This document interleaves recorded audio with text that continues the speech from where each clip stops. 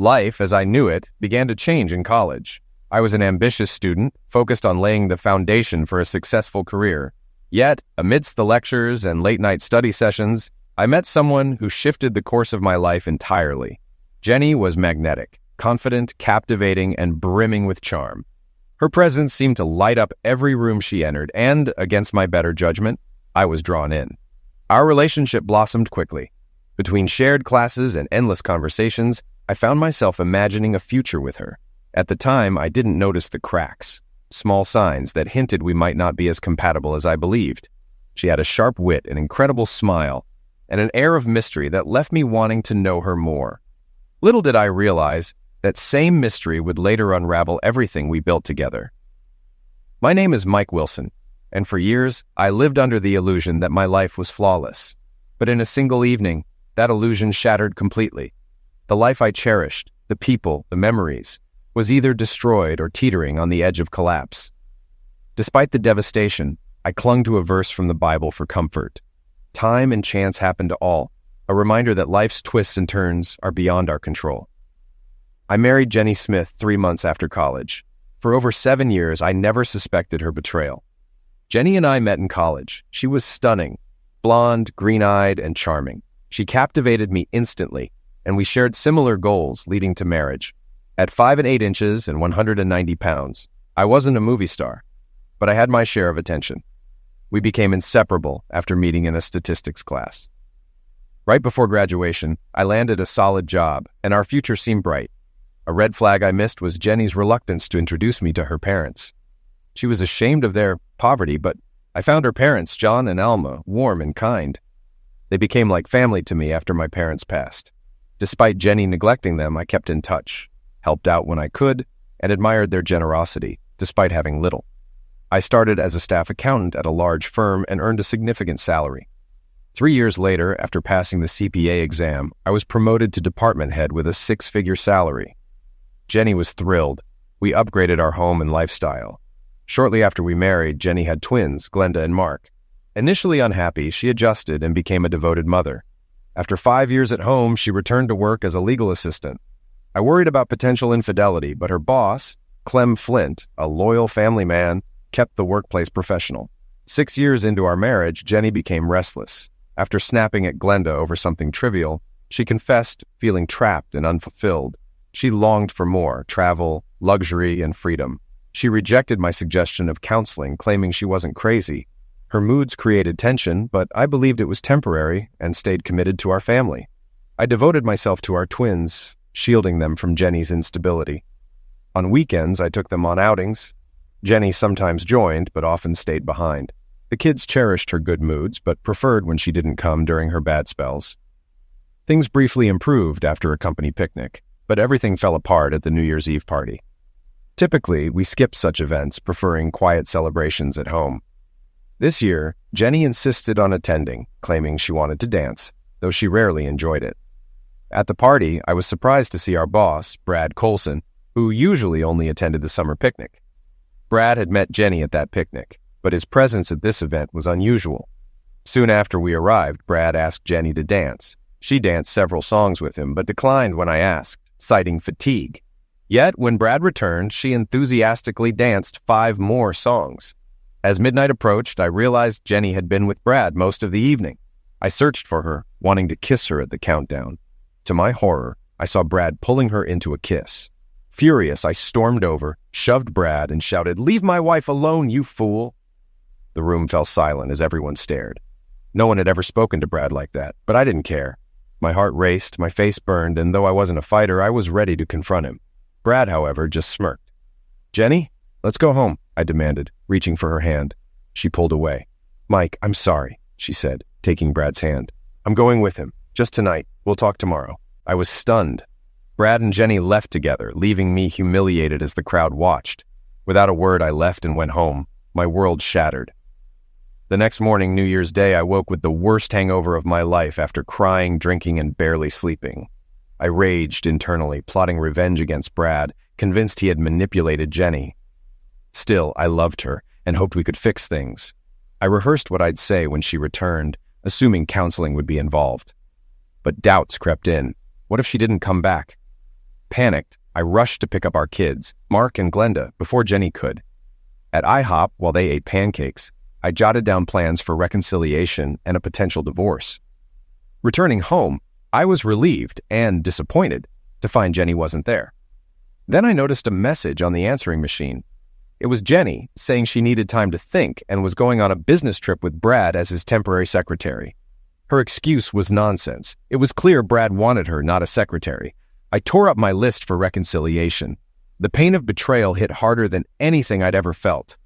Dark thoughts consumed me, anger, revenge, despair, but I dismissed the idea of injuring myself.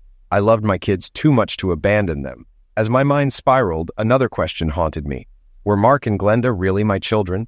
I resolved to get a DNA test. At the restaurant, I discreetly collected samples while pretending everything was normal. Realizing I needed legal advice, I called a friend who had gone through a divorce. He recommended his ex-wife's attorney, Tom Watson. Though it was New Year's Day, I called the number. To my surprise, a man answered. "Tom Watson," he said. I quickly realized I was speaking directly to the lawyer I needed. Before he could dismiss me, I explained the situation, including that my wife's lover was Brad Coulson. His interest piqued immediately. "Can you come to my office at 9 a.m. Tuesday?" he asked. "Yes, if I can find someone to watch my kids," I replied. "Bring them with you," he suggested. "They'll help clarify some things for you. Also, gather all your financial documents, bank statements, bills, tax returns, marriage and birth certificates, and a list of major purchases over $100. I spent the rest of the day playing with the kids, but stopped to pick up a DNA test on the way to dinner. After swabbing our cheeks, I sent the kid off. 2 days later, I was relieved to learn Mark and Glenda were mine. The morning of the appointment was hectic as I prepped the kids and called work to take the week off. At Tom Watson's office, he led us to a large conference room. I set the kids up with tablets while we talked. Twice, I broke down explaining how Jenny left me for my boss on New Year's Eve. Tom was empathetic, but warned me things would be challenging. Tom then revealed a personal connection.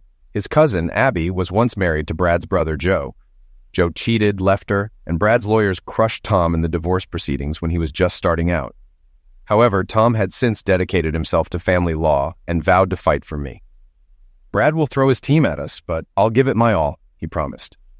"That's all I need to hear," I said. We got to work reviewing documents and discussing my goals. I wanted the house, half the assets, my pension, no alimony, and joint custody. Tom advised tempering expectations, explaining Jenny would likely get primary custody, especially if she married Brad and became a stay-at-home mom. "The best we might achieve is generous visitation rights," he admitted. Frustrated, I replied, "I didn't do anything wrong, but I'm the one losing out." Tom agreed, but noted that if Jenny married Brad, I wouldn't have to pay child support, though alimony would still apply. I bitterly responded, "I'd pay child support just to see my kids." At the end of our meeting, Tom spent time talking to Mark and Glenda. When he returned, he smiled and said, "You must be an amazing dad. Your kids adore you. They love their mother too, but not as much as they love you."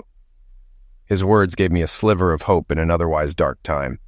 Leaving Tom Watson's office, I felt better about my finances, but I was still anxious about how much time I'd get with my kids. Tom assured me he'd draft the divorce petition and request for temporary custody, planning to serve it to Jenny once she returned from her business trip. 8 days after D-Day, Jenny called and asked if we could talk.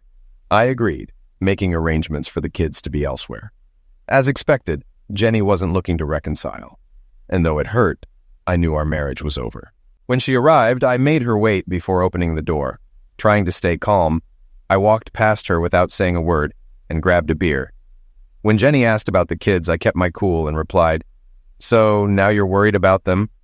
"I guess I deserve that," she said, almost apologetic. She tried to explain. "Brad and I didn't plan for me to leave that night. The trip came up suddenly, and Brad convinced me it would be best to let you cool off. Afterward, I realized he was my soulmate." "Isn't it amazing that your soulmate is rich?" I snapped. "I assume you're here to talk about our divorce. Let's get it over with. I've got better things to do." Jenny bristled. "You don't have to be rude." "I don't care what you think," I replied flatly. "Fine, I don't have to sit here and take insults," she shot back, but her confidence wavered. "Then leave," I said, heading toward the backyard. I didn't really want her to leave, but I had to stay composed. To my surprise, Jenny decided to stay. She pulled out an envelope and handed it to me. As I read, Tom's prediction came true. Her terms were generous, until the last paragraph. I nearly exploded. Tell Brad Coulson to shove this proposal up his A. I'll never let him adopt my kids. And offering me $100,000 to agree is despicable. Mike, Brad and I can give the kids a better life, she argued. They'll have better schools, a nicer house, and things you can't provide. Brad's even willing to offer you $250,000 for the adoption. I seethed. Jenny, not only are you a hoe, but you're also an idiot. What part of screw yourself and screw your soulmate don't you get? Brad might increase the offer to $500,000, she said quickly. That's probably more than you'll ever see. We were struggling on your salary, and Brad's your boss. He could fire you any time. Even if he offered $100 million, I wouldn't take it. I was close to losing control, but I forced myself to stay calm. I've thought about our marriage, and I've realized it wasn't great. You've been a terrible wife and mother for the past year. I'm not taking Brad's crumbs. If he fires me, I'll file with the EEOC. The court has awarded me custody because you abandoned the kids. I didn't abandon them, she snapped. At that moment, the doorbell rang. It's for you, I said, smiling as I walked to the door. A sheriff's deputy handed Jenny a summons. She read it and, in tears, ran out. It felt good to see her like that. I called Tom. She just left, served with the divorce papers. Hope you behaved, Tom said. It was hard, but I did. She left crying after being served. But there's something I didn't expect. Brad wants to adopt my kids. Can he do that? Tom was surprised. That's new, but unless they prove you're unfit, it's nearly impossible. Just be careful. They may try to twist anything against you. Stick close to people who can vouch for you. We'll be ready. Tom, does it ever get easier? I asked. The pain's still fresh. It gets better, he reassured me. You're not as devastated as you were the night she left. There will be tough days ahead and we might lose a few battles, but we'll regroup and fight back. Keep the faith. During the week I took off work, I followed Tom's advice and made all the financial arrangements. I opened new accounts, transferring half of our money into them, and set up after-school care for the kids. Their school had a program until 5:30 p.m., which fit perfectly with my work schedule, allowing me time to run errands and still put the kids to bed. That week also gave me the chance to establish routines with the kids. Jenny had been lax about managing bedtime, so I set stricter rules. I made them bathe, brush their teeth, and go to bed by 8 p.m. At first, they resisted, but when I promised to read them 2 stories instead of 1, they began looking forward to it.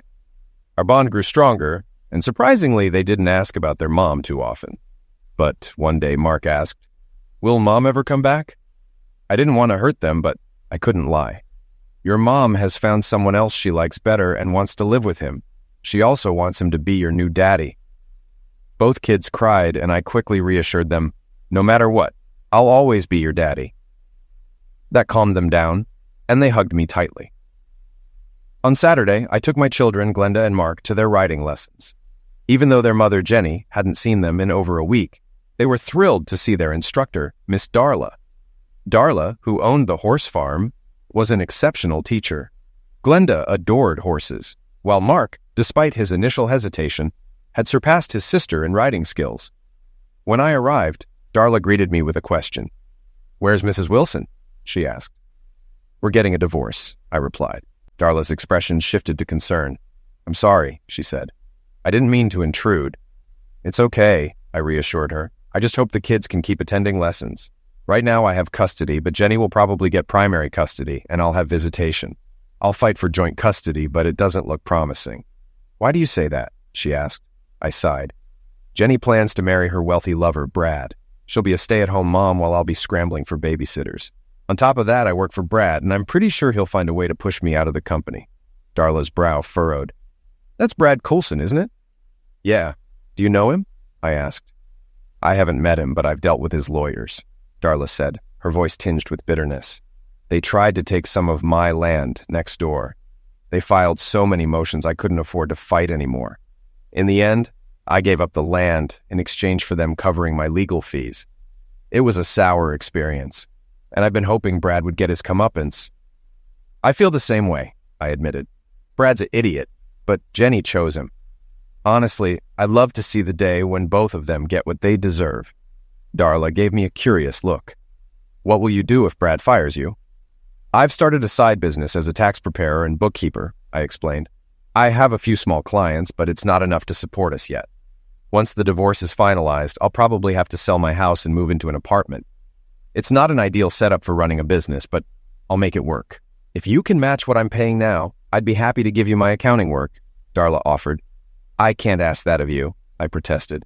I am not sure my current accountant is doing a good job, she said with a grin. They've been handling my taxes since my father left me the ranch. They're a big firm, but their service is slow and I pay a lot. If you think you can handle it, I'd rather give you my business. Looking at the kids enjoying their lessons, I turned back to Darla. Okay, I'll take a look at your books. If I can match the price, I'd love to take you on as a client. Darla led me to her office and showed me her current books and last year's tax return. It didn't take long to see that her accounting firm, Minter, Smith, and Zeller, was charging her far too much. I can't charge you what they do, I said with a smirk. I'd charge $750 a month and $2,000 for your tax return. No, I'm willing to pay what I've been paying, Darla protested. I can't do that, I replied firmly. You're overpaying because you're too small for them to care about. I'll only take you on if I can charge a fair rate. Darla seemed relieved. That will help so much. I've struggled to save since inheriting the ranch. The $1,250 I'll save monthly makes a big difference. Oh, and Glenda and Mark's lessons will be free from now on. I can't accept that, I said. You didn't ask, she said with a smile. I'm telling you. Getting Darla's business was a boost, but the divorce was growing uglier.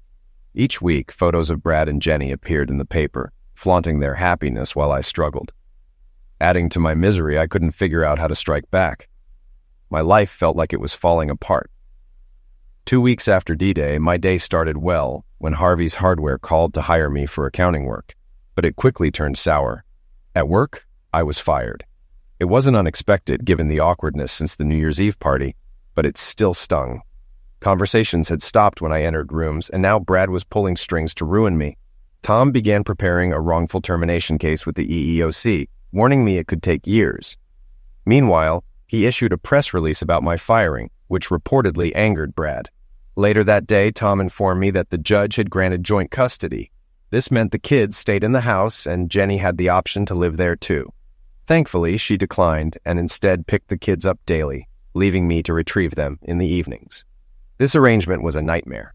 Every night I endured Jenny's displays of affection with Brad, hugs, kisses, and flirty remarks, all while the kids looked increasingly confused. Things felt unbearable, but worse was yet to come. Once Jenny had joint custody, her lawyer filed motions to move the kids' primary residence to Brad's house, accusing me of denying visitation and turning the kids against her. Tom countered, pointing out that Jenny rarely visited and that the kids often asked, "When will you come see us, Mommy?" The judge left the children in my home for now, but didn't address the false claims, which worried Tom. The judge likely has 30 to 40 cases pending, he explained. The judge then ordered a 2-week custody rotation. I thought the arrangement would be inconvenient for Jenny, given the 35-minute commute from Brad's house to the kids' school. I underestimated their cunning. From the moment Jenny left with Brad, I realized I'd never truly known her. She likely didn't know herself either, but it was hard to let go of someone I still loved. When Jenny picked up Glenda and Mark for the first time, her words shocked me. Jenny looked nervous but determined. After the kids were out of earshot, she turned to me. "Please don't complicate the divorce. I still care about you, and I don't want Brad to destroy you. If you let him adopt the kids, I'll give you full visitation rights, but I won't let you ruin my relationship with him." I shook my head. "I thought you were just a cheater, but you're worse. You're manipulative. Full visitation rights? Yeah, right. Screw you." I started to walk away, but she called after me. "You've been warned." I called Tom right away and told him what Jenny had said. "I told you to expect the worst from Brad. Have you set up cameras yet?" he asked. "Outside cameras are going up tomorrow, but I've already installed one in the kids' room, my bedroom, the hallway, the kitchen, and the family room. The rest will be done soon." "Good," Tom replied. "Brad's lawyers will probably accuse you of things. The cameras will protect you." The time the kids spent with Jenny was tough. Brad's social life was always in the spotlight. Photos of him and Jenny with the kids appeared in the newspaper and on TV. They always looked so happy, and it crushed me. I couldn't compete with Brad's wealth, and it felt like he was slowly taking my kids from me. Then one morning, I got a call from the school. Mark and Glenda were absent. I called Jenny. "Are they sick?" "No," she answered smugly. "I transferred them to Chesterton Primary. It's closer to my house and a better school." "You can't do that," I said, furious. "I can, and I did," she snapped before hanging up. I called Tom, and he said we'd fight the transfer, but the judge would likely allow it since the new school had a higher rating. Courts prioritize what they think is best for the kids, even if it means sending a terrible message. Their mother can do whatever she wants, and their father is powerless. Tom warned me that this was just the beginning. "Stay vigilant," he said. "This is only their first move." On Tuesday, Tom filed a complaint about the transfer, but by Wednesday, Jenny's lawyers accused me of mistreating Glenda. I was furious, but Tom kept me calm. An emergency hearing was scheduled, and I was barred from seeing my kids until the investigation was completed. Tom quickly got a court order demanding more details on the accusations. The judge wasn't buying it. "Mr. Silas, if these accusations are false, there will be consequences for Mrs. Wilson," he warned. The next day, Jenny's lawyer sent over the accusations, but still no specifics. Tom reassured me that we had enough evidence to clear my name. At the emergency hearing, the judge turned to Jenny's lawyer. "What evidence do you have?" "The children told their mother," the lawyer replied. "Mr. Watson, what does your client say?" the judge asked. Tom responded, "We maintain that the accusation is a lie. We have video evidence that disproves it, filmed with security cameras Mr. Wilson installed due to concerns like this." Mr. Silas objected, claiming the footage could be doctored. The judge sighed. "Mr. Silas, the video is securely stored with Able Security and the cloud. Only 2 people have access to it. I trust the system." When the videos concluded, the judge confirmed nothing inappropriate had occurred. Looking displeased, he spoke sternly after a 20-minute meeting with the kids. "This will be considered a misunderstanding," the judge declared. "But, Mrs. Wilson, don't let it happen again." Mr. Silas stood. "Your Honor, can you also rule on the school transfer?" The judge agreed. "Chesterton Elementary is the better school, and the children have said they like it." I dodged 1 bullet, but lost a critical battle. After the hearing, Tom didn't sugarcoat it. "Mike, this ruling strengthens Jenny's case for primary custody. But on the positive side, you avoided jail and still have visitation rights." "Great," I replied bitterly. "Jenny will find ways to sabotage my visits, and we'll be back here complaining, while she and Brad continue to make my life hell. Isn't there anything I can do?" Tom shook his head. "Unless you move to the Chesterton district and get married, the odds are against you." That weekend, I took the kids to their writing lessons, but I was too consumed by despair to enjoy the time. My life felt like a mess. My wife had left me, I'd lost my job, and now I was losing my kids. Meanwhile, Jenny's life seemed perfect. "Hey, Mike," Darla said, sitting beside me. "You look miserable. What's wrong?" I explained the custody battle and how I'd need to move to Chesterton and get married to have a chance. "I can't afford to move, and I have no prospects for marriage," I said bitterly. "No offense, but your wife is a Class A witch," Darla said bluntly. "She's treated me like garbage since the kids started lessons. I wanted to tell her to leave, but I couldn't disappoint Glenda." I chuckled sadly. No offense taken. After a moment of silence, Darla brightened. "I have an idea. My house is in the Chesterton district. Move in, and we'll tell people we're engaged. Once your divorce is finalized, we'll marry. That puts you on equal footing with Jenny." I stared at her, amused. But the more I thought about it, the more sense it made. I asked Darla to join me at my next meeting with Tom to explain the plan. Tom dismissed the initial idea. "A sham marriage won't work. The courts will see through it and could award Jenny sole custody," Darla countered. "What if we really get married? Announce our engagement now, marry after his divorce, and he can move into my house. I have extra rooms, and he can even run his accounting business from the den. We'll draft agreements to keep everything fair." Tom paused, weighing the suggestion. "It's not illegal if done properly. You'd need a legitimate ceremony and clear agreements. I'd recommend a prenuptial agreement and a commitment to stay married for at least 18 months to avoid suspicion." Darla agreed immediately. "Whatever it takes." I hesitated. "Darla, this is a lot for you."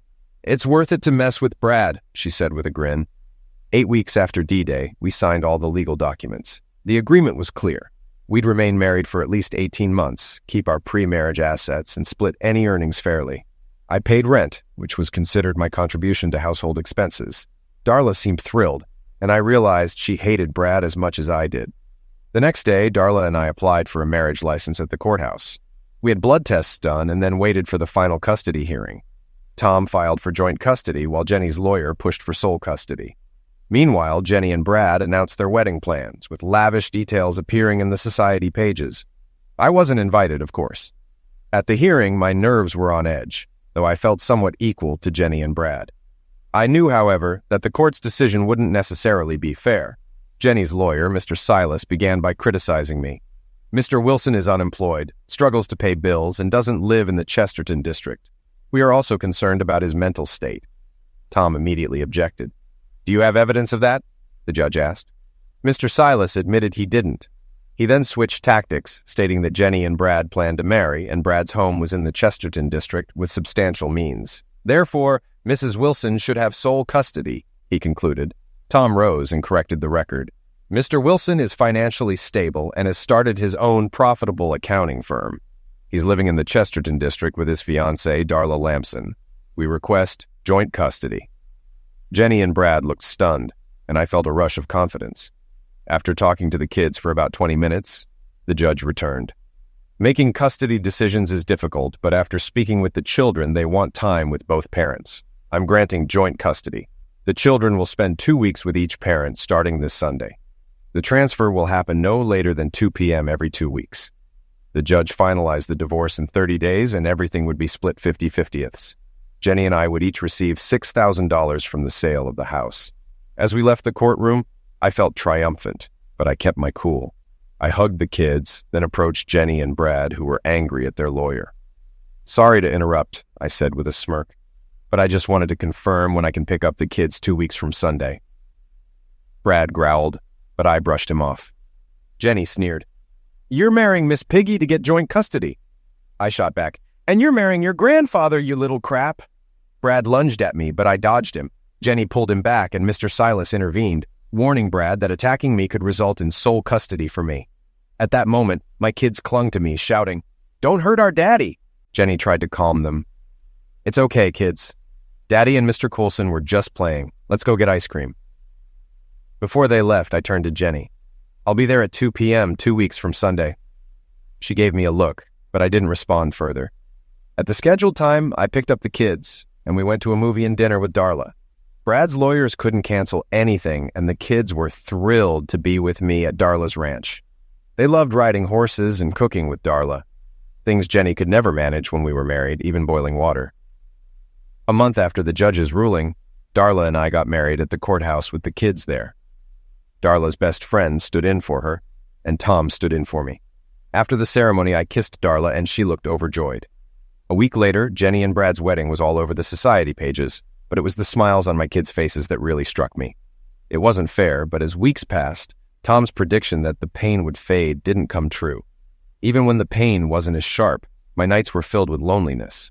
For months, I plotted revenge, but nothing seemed worth the risk. Brad was a millionaire, and Jenny was untouchable. In my darkest moments, I considered turning the kids against their mother, but I loved them too much. It was hard to watch them so happy with the new setup, especially when they raved about Brad's house.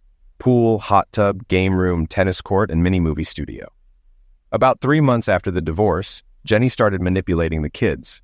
She subtly implied that I wasn't a good father because I didn't spend as much on them as Brad did. When they told me, I was both hurt and angry. Darla insisted we talk to the kids about it. When the kids returned, I asked, Do you think I'm a bad dad because I don't spend as much money as Brad? Mark replied, That's what Mom says. I explained, Mr. Coulson is very rich. I can't buy you everything he can. But I love you, and if presents matter more, I won't make you come to the ranch anymore. Glenda started crying. No, Daddy. I don't want to be with Mommy all the time. I want to be with you too. Mark, with tears in his eyes, agreed. When Jenny found out, she was furious and came storming to the ranch. Why are Mark and Glenda mad at me? She yelled when I opened the door. I didn't want to fight, so I simply said, Back off, Jenny, and slammed the door in her face. That was just the beginning. Jenny started planning expensive trips for the kids every few months. They begged to go, and I gave in. But one time, when they wanted to go to New York, I suggested we switch weeks. Jenny refused, and the kids were upset with her, not me, a small victory. During this stressful time, Darla and I also had support from Jenny's parents, John and Alma. When Jenny didn't invite them to her wedding, I invited them to the ranch for a barbecue. Darla insisted they stay the weekend, and we had a great time. I learned that John, a Vietnam War veteran, had been awarded 3 Purple Hearts and a Silver Star. Jenny's embarrassment of him was a turning point for me. From then on, we invited them over when the kids were with me. while Jenny refused to visit or invite them to her home. John also taught me to ride horses, which helped me connect with the kids. I read books on divorce and co-parenting and came across advice to give kids experiences instead of material things. Darla took it a step further, planning hikes, bowling trips, and even a mini rodeo with a local charity. Glenda and Mark were excited to be part of the parade at the rodeo, and it became a highlight for all of us. Jenny tried to sabotage the rodeo by offering to take the kids to Disneyland, but Mark and Glenda refused. They didn't want to miss their first rodeo, which turned into an annual event. In the year after the divorce, Jenny kept trying to win the kids' favor, often making snide comments about me. Occasionally, she'd convince them to spend a few days with her and Brad instead of me. Even though it stung, I never showed it. Each night they were with me, I continued to read them 2 books before bed, even as they got older, and I had to break the chapters into smaller chunks. Though Darla and I didn't sleep together, living with her was great. She was upbeat and kind, and I was able to grow my accounting business. By the end of the first year, I was making about 70% of what I earned working for Brad. But even after a year, Jenny kept trying to outdo me in the kids' eyes. Brad, however, had realized I wouldn't let him adopt my children, and his interest in them began to fade. He became more focused on Jenny and wanted her with him during his overseas trips. At first, I resisted letting the kids travel abroad, fearing they might be hijacked. But Darla convinced me Brad wouldn't risk a scandal. I agreed, and the kids loved their trips, often returning with stories for days. When one of their trips was extended, Jenny called to send the kids home early, and I met them at the airport. I barely noticed the first anniversary of the divorce until Tom reminded me. I hadn't even mentioned it to Darla, but I quickly made it up to her with flowers and a dinner. Darla was overjoyed. However, as we approached 18 months, Darla became more distant. She wasn't unpleasant, but I could tell something was off. I felt like I had overstayed my welcome and began looking for a new place to live, finding a townhouse in the Chesterton School District. I didn't want to leave. I loved living on the ranch and working from home, especially with Darla's company. We'd even expanded the ranch, adding more land and developing it into a popular spot for weekend riders and corporate retreats. Darla's business was thriving, bringing in nearly $200,000 a year after taxes. My own business was growing too, and I'd hired staff. I even received a settlement from Brad's company for the wrongful termination lawsuit, $250,000, which I split with Tom. The night before the 18-month mark, I told Darla I was planning to move out and rent a place temporarily until I bought a house. She burst into tears and locked herself in her bedroom, leaving me feeling confused and anxious. Despite being married, we had never been intimate. I cared deeply for her, but I had kept my distance, unsure of how to approach her. That night, a thunderstorm hit, and Darla came into my room, terrified of the lightning. She asked if she could sleep with me. When I pulled the blanket back, I realized she was without clothes. Trembling, she whispered, "Please, Mike, I know you don't love me, but I need you to make love to me at least once before you leave." That night, I realized my feelings for Darla had grown deep and genuine. It wasn't the infatuation I'd felt for Jenny, but a mature love that had developed over time. Making love to Darla completed the healing process for me. Darla, I don't know if this is love, but I never want to leave you. Over these months, my feelings for you kept growing, but I was scared you didn't feel the same. "Oh, Mike," she said emotionally, "I've loved you since the beginning, but you were married to Jenny. When we agreed to pretend to be married, I thought I had a chance. But when you said you were leaving, I was devastated. I love you and want to be your wife. I'll only leave if you make me, I promised. You're my home." The next morning was sunny and bright, and I felt completely different. The betrayal and anger I'd carried were gone, replaced by contentment. Darla and I were no longer pretending. We were truly husband and wife.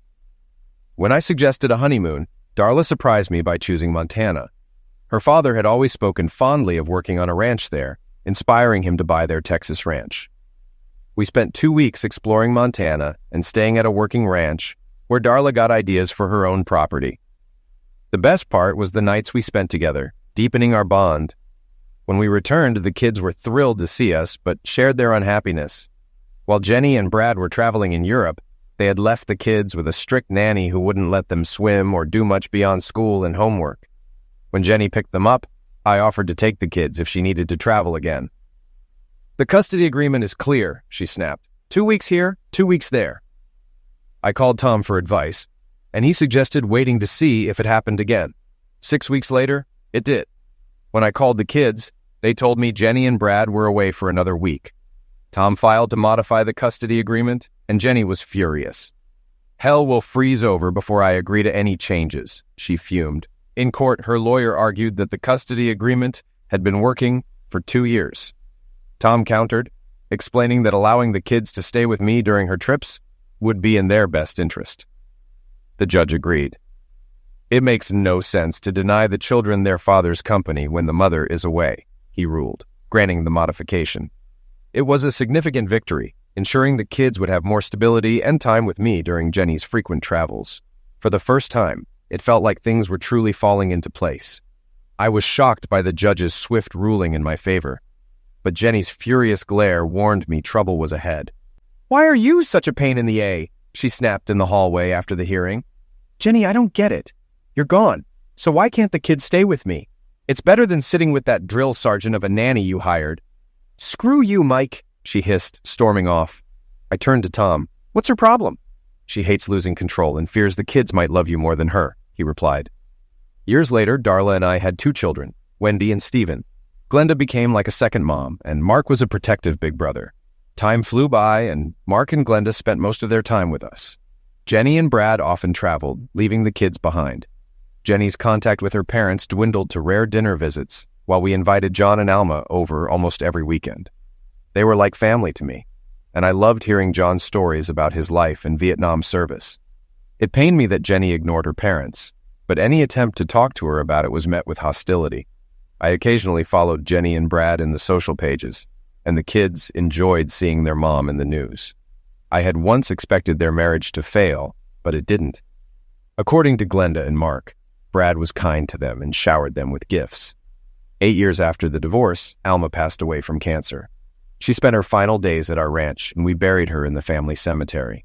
John asked to be buried beside her when his time came, and we agreed. Jenny only visited once after her mother's end of life when John called to inform her. She and Brad showed up at the funeral where tensions simmered. Brad's aging appearance surprised me. Graying hair and a slight belly hinted at a slower lifestyle. Jenny shared an awkward moment with her father before embracing him, and Brad politely shook John's hand. When it came time to sit, there wasn't enough space in the front row, so Brad and I sat in the second pew.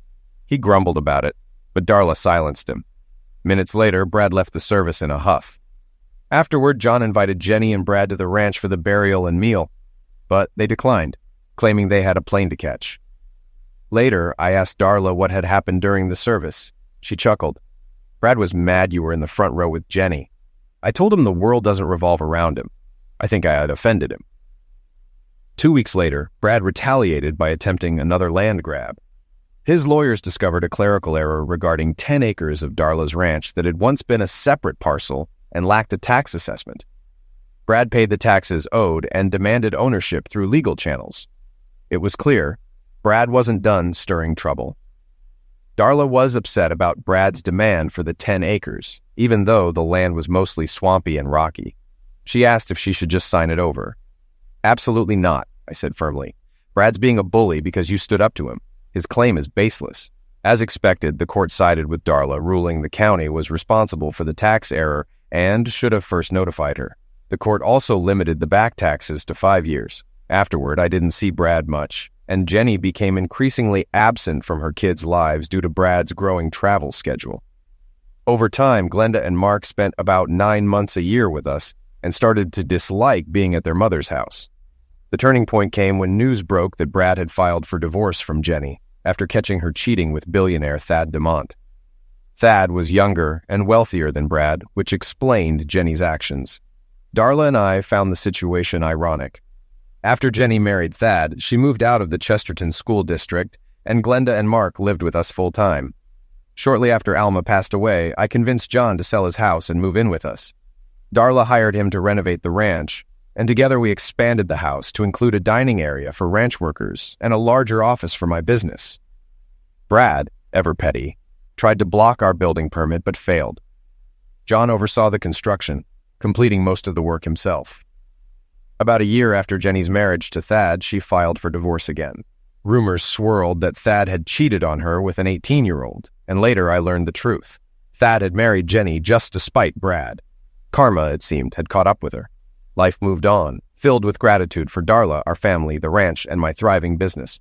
The pain and anger from the past had faded, replaced by peace. Jenny was now just a distant memory, a closed chapter. The years brought challenges. Mark survived a serious car accident, breaking his leg and wrist. John had a mild stroke but recovered well with therapy. Darla, ever strong, seemed immune to illness, saying she didn't have time to be sick with 4 kids, the ranch, and me to manage. I wasn't as lucky. Persistent fatigue and headaches led to a diagnosis of a clogged artery. Darla dragged me to the doctor just in time, and I underwent a life-saving triple bypass surgery. Even from the hospital bed, I felt better. One evening, after dinner, Darla surprised me with a question. "Have you ever thought about getting back with Jenny?" I turned to her, shocked. "Why would you ask that? You're my wife, and this is the life I want." Relieved, she rested her head on my shoulder. That was the last time the topic ever came up. One day, I ran into Brad at a hospital while waiting for a routine checkup. I noticed an elderly man sitting across from me who looked frail and worn down. When he looked up, I realized it was Brad. "Brad, what a surprise," I said, extending my hand. He shook it weakly. "You won," he said, sounding defeated. "Won what?" I asked, confused. "I really loved her," he said, his voice cracking. "I thought she loved me too." I realized he was talking about Jenny. "Yes, she has a way of making people fall for her," I replied carefully. "But Jenny's biggest flaw is that she thinks money equals happiness. She never got over being poor." Brad sighed deeply. "Now I understand how you felt when Jenny left you. How did you get through it?" "One day at a time and with the help of a loving woman," I answered. "There's no easy way." Brad's eyes teared up. "It's too late for me," he said quietly. "I love Jenny with all my heart, but I have stage 4 cancer. I wanted to apologize for what I did. I know it was wrong to pursue a married woman. I hope you can forgive me." Looking at the old man, I felt a mix of emotions. I'd once hated him, but now all I felt was pity. "Brad, there was a time when I hated you, but that's over. If you want my forgiveness, you have it." Brad smiled weakly, thanked me, and left. He passed away 5 months later. Darla and I attended his funeral, and I was surprised by how few people showed up. Jenny was there, visibly upset. Not only about Brad's end of life, but also with me. "You had to come and gloat, didn't you?" she snapped. "You wanted everyone to know you won." I was furious. "You left him for a man with more money, and now you're crying over his end of life?" "Brad apologized to me months ago, and I forgave him. Have you ever apologized to him?" I didn't wait for her response. I grabbed Darla's hand and walked out. The drive home was quiet until Darla broke the silence. "Who pooped in your crispy crumbs this morning?" she asked, making me laugh. Darla always knew how to make me smile. When Brad's will was read, I was surprised. He left most of his fortune to charity and his alma mater, but also $2 million to Jenny. With money from 2 wealthy husbands and this inheritance, Jenny was doing just fine. She bought an apartment near the ranch and tried reconnecting with the kids, but they didn't want to go there. The place was more suited to single people, and there wasn't much for the kids to do. I encouraged the kids to make an effort, but it didn't last. Eventually, Jenny gave up and started dating a string of boyfriends. The kids seemed relieved not to spend time at her house, and if they were happy, so was I. I was proud of our kids. Mark graduated from Georgia Tech with a degree in engineering and works in Austin. He married Cindy Stubbins, a fellow engineer, and they have 2 daughters. Glenda became a veterinarian after attending Texas A&M. She worked with Dr. Sam Turner before opening her own practice, which she later merged with Todd Amberson, a younger vet. They married and now have 3 kids. Darla and I love having our grandkids around. They spend more time at the ranch than at home, and Jenny's dad often spends more time with them than anyone else. Alma, my daughter, graduated from the University of Texas with a teaching degree and now teaches 3rd grade. She married Jerry, a chemistry teacher, and they're expecting their first child soon. I couldn't be happier. I adore being a grandparent. Grandkids are great, you get to spoil them, and when they get fussy, you can just hand them back. Mark married Sally, a woman he met while on vacation in England. She's small, only 5 feet tall, with long dark hair and violet eyes. I joke that she's like a mini Elizabeth Taylor. They have 3 kids, and Sally's pregnant with a 4th. It's amazing how she manages to carry them, given her size. Time flew by, and Darla and I recently celebrated our 30th anniversary. Over the years, I've hardly seen Jenny. The kids occasionally talk to her, but they don't visit much. From what they tell me, she's not the same. She's no longer the hot woman she once was and hasn't had a boyfriend in years. Jenny still calls her dad every couple of months, but at almost 90, he's slowing down. When I asked him why his conversations with her were so short, he admitted he didn't know what to say. It made me feel sad for him. One Christmas, I went to the mall for last-minute shopping. I'm terrible at picking gifts, so I just buy gift cards to avoid mistakes. After I finished, I went to the food court to grab a Chick-fil-A sandwich and spotted Jenny sitting alone. She was watching people pass by, especially families. She had gained a little weight and had some wrinkles, but the loneliness in her eyes was what stood out. I decided to sit with her. "Mind if I join you?" I asked, setting my food down. "What do you want?" she snapped. Taken aback by her hostility, I stood up.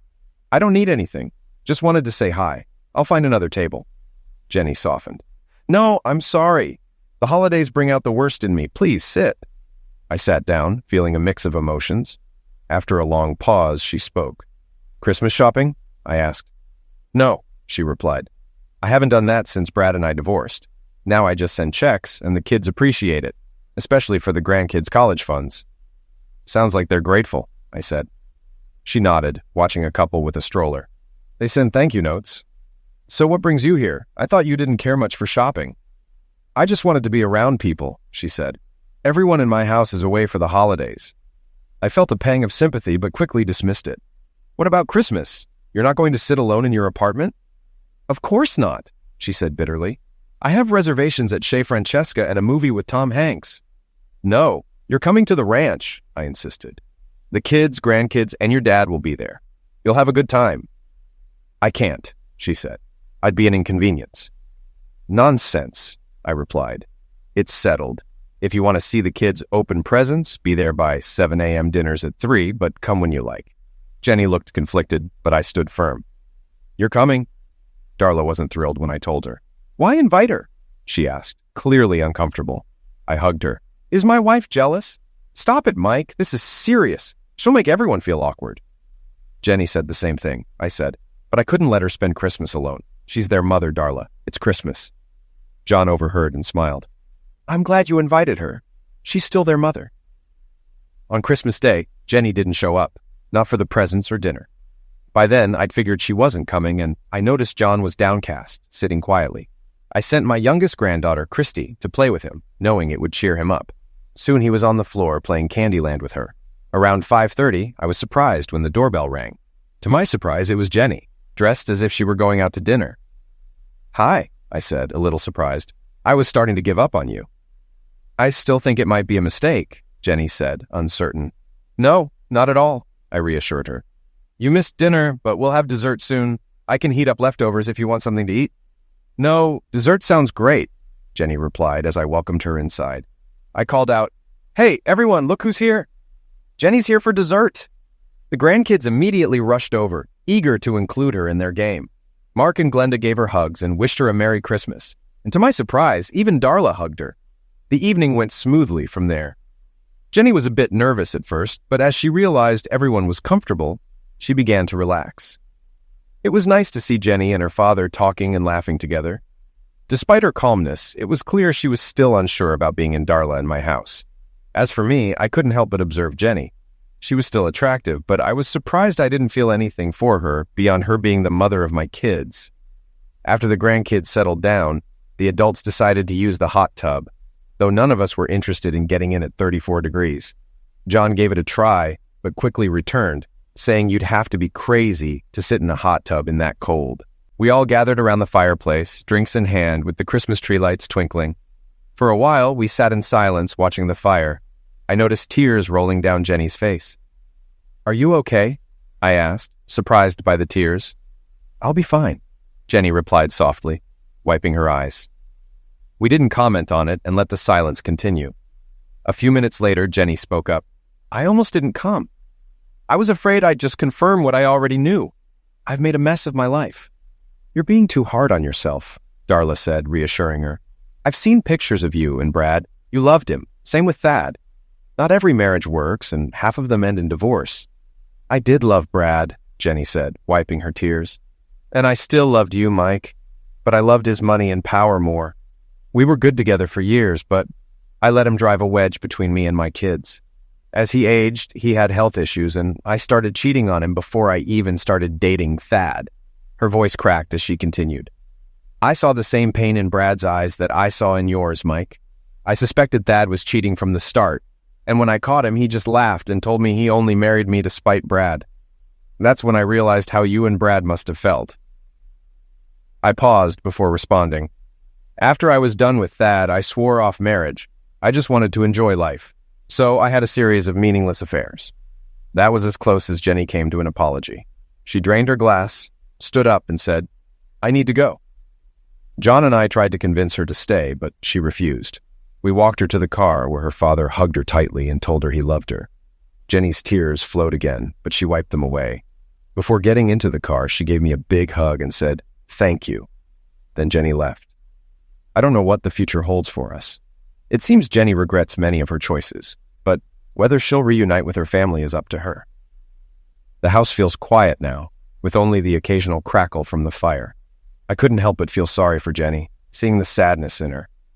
As for me, I regretted the time I'd wasted trying to get back at Jenny and Brad. Watching the fire, I remembered a Bible verse. Time and chance happen to all. In the end, time proved to be the greatest form of retribution.